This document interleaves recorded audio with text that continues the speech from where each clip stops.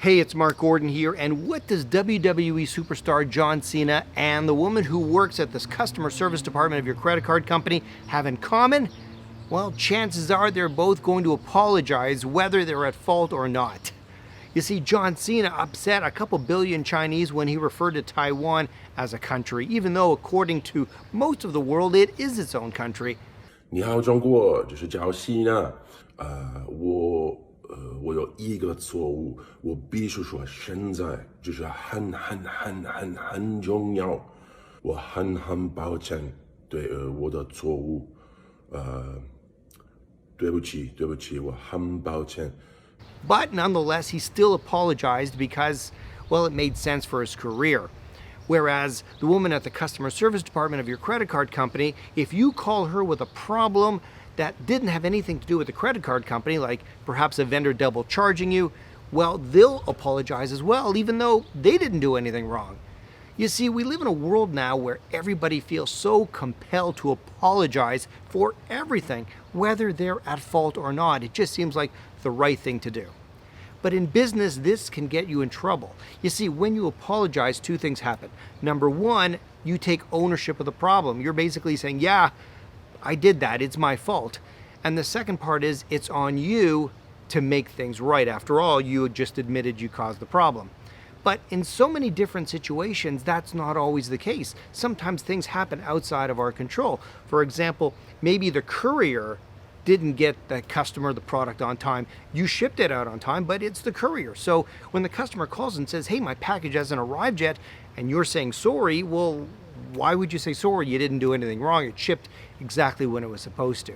So here's my suggestion, and this is actually based on studies done by both the Harvard Business Review and Psychology Today. You see, people don't react terribly well to an apology unless it's backed up by action.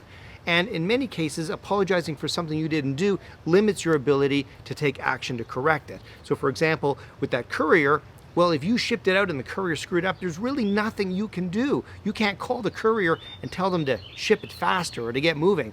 It's out of your control.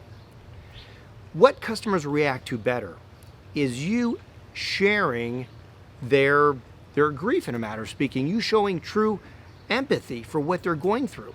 So if a customer calls you and says, that they're really upset with what's going on, if it's because of something you or your company did, if it's on you, yeah, you know what? Take ownership, apologize, and do what it takes to make things right. But if it has nothing to do with you, if it's outside of your control, instead of apologizing, empathize with them. Agree that, yes, they have a right to be pissed off. In fact, you could say, if I was you, I'd be upset too. And then you follow it up with, let's do what we can to make things right. Let's see how we can fix this situation.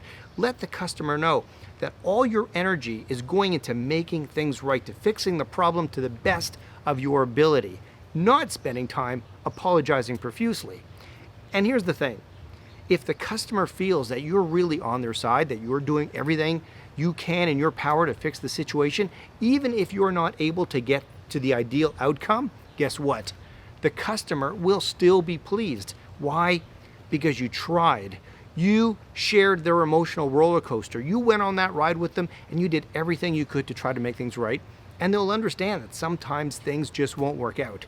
But they'll know you tried really hard.